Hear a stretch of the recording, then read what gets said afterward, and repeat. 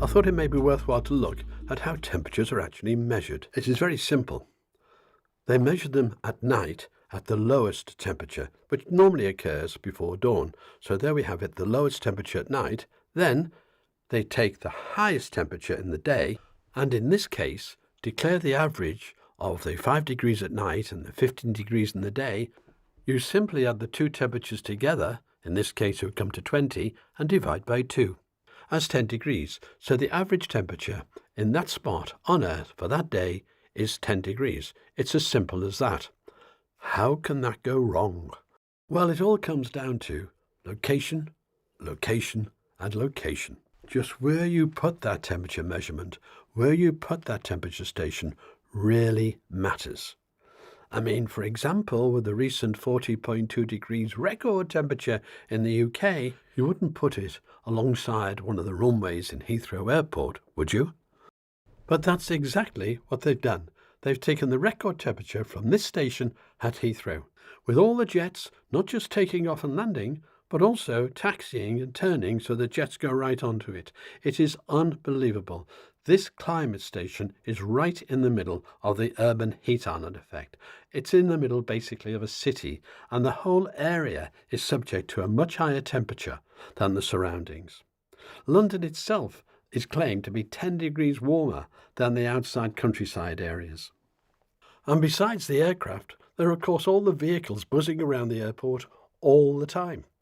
You couldn't put a temperature station in a worse place than that if you want to measure the ambient temperature of the Earth at a particular point. So how does the Met Office defend the citing of this temperature reading? Well, it does. It says that the Heathrow readings are very similar to the readings at Kew Gardens, therefore they are right, which is absolutely absurd. So first of all, they give you this graph in defence of their claim, and it does show that Kew and Heathrow temperatures throughout time are broadly similar.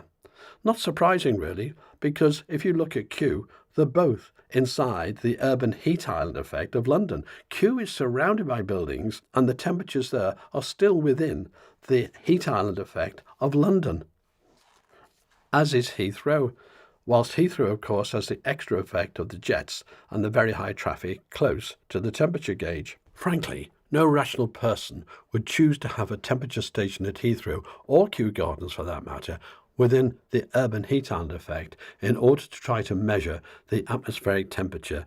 No, the only rational purpose is to have high temperatures that can be used to cause alarm and create records. That's it. For the record, on that hot record-claiming day, there was a hot wind from the Sahara coming up, and it just happened to cross the very narrow straits near Dover, not having time to cool down on the water, no great distance, and then came over the southeast as a fairly hot gust. Yes, it was weather, not climate. And if you look at this charter temperature, you can see whilst it was hot there, it was much colder than normal back in the eastern part of Europe there. So in actual fact, the balance was very neutral. And the Earth as a whole on that day was 1/5 of 1 degree warmer than the average. The following days, it was cooler than the average, perfectly normal. So none of this is indicative in any way of global warming.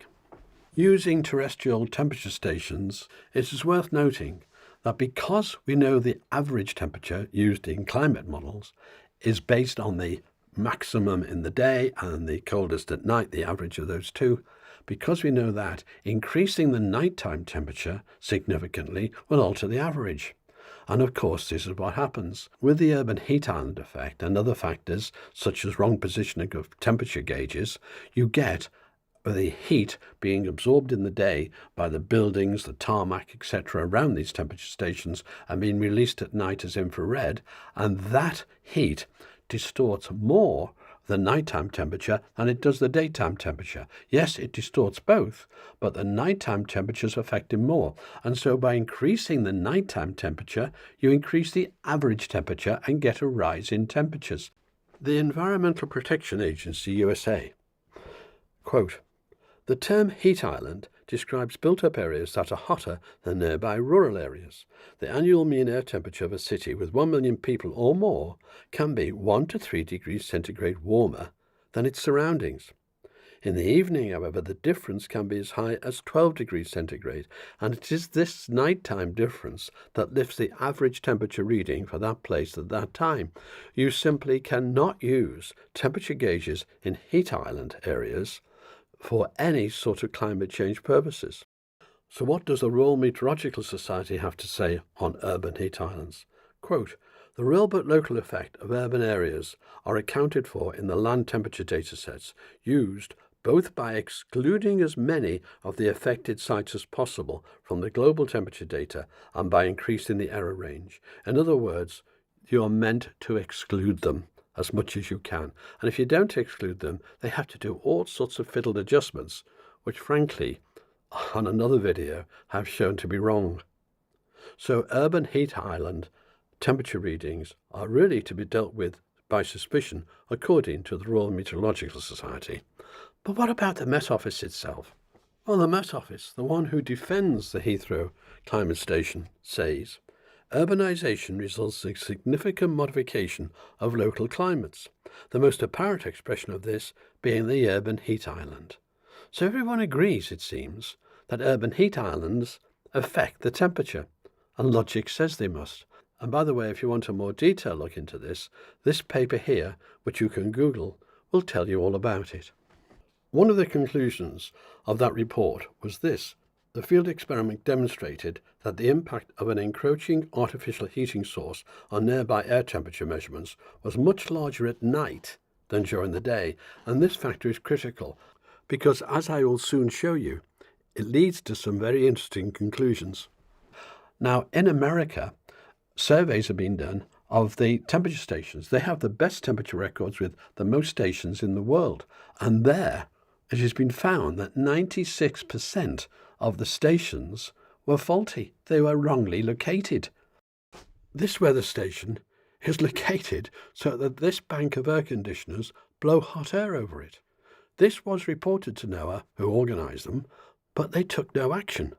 And this is typical of many stations. Here are just a few examples where I've also shown the infrared image to show you where the heat is near the station.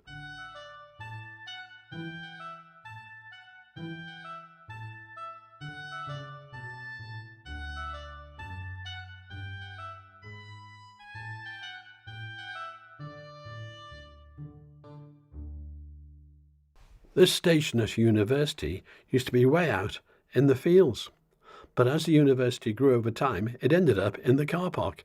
And even this was being counted until the Heartland Institute, who fight this climate alarmism, pointed it out and forced them with publicity to drop the station being used. But there are even agricultural heat island effects. A single acre of corn can give off over 4,000 gallons of water a day. And of course, as is indisputable, water vapour itself is the biggest factor in the greenhouse effect. So how were we to get round then this problem of all these bad stations? Well, the Americans came up with a brilliant idea. Why not have 100 really good stations throughout America, temperature network, make this the reference network? These stations, I have to admit, are superb. They're very, very good. They've even got triple redundancy in them to get continuous records. So let's look at the temperature records from these superb stations since they were set up. Well, as you can see here, there are cycles. Yes, up and down, up and down. But if anything, if you look at this trend here, it's become cooler of late. And in fact, of course, the hot afternoons in America are no longer as hot as they used to be. There's been a cooling trend in the hot afternoons. But you'll still hear claims of record temperatures, this or that. This record, if anything, shows zilch change in temperatures. What you do not see is warming. So let's look at an alarmist fact check or claimed fact check on this data. What they say is it is simply false to claim that the data shows no warming over the time period. There is a warming trend. Well, that's just an assertion. So here's the reasoning that they claim is faulty. Even if the US experienced a flat temperature change for 14 years, which it has basically, that would not prove that the global warming isn't occurring, and I agree with that. The US only covers a small portion of the planet, and a 14-year period is too short to reliably indicate long-term trends over short-term variability. What I find remarkable about that warning, and they're quite right, 14 years is a very short time in terms of climate and not good enough to prove anything in particular on climate, but they even take a single individual weather event as proof. So it's amazing how the goalposts change when they're facing the facts. Let's now deal with the point that it's US temperatures only, and that's correct. What I've just shown you, US temperatures only. So let's look at worldwide temperatures from satellites. Well, the satellites show no warming at all over the last 7 or 8 years, but we really have to look at a longer period than that. This graph of satellite temperatures shows the differences between the 1991 to 2020 average. So that 30-year period average is the base, and this is the difference between it, that average, and what we've got. And as you can see, this first period is cooler. Well, that's not a problem because we came out of a very cool 1970s when there was an ice age coming scare. But look at this 1998-2000 peak. Really warm, suddenly very warm. We'll come back to that in a second. As we turn the century, with climate alarmism at its peak, we had a period of stability, no real change at all.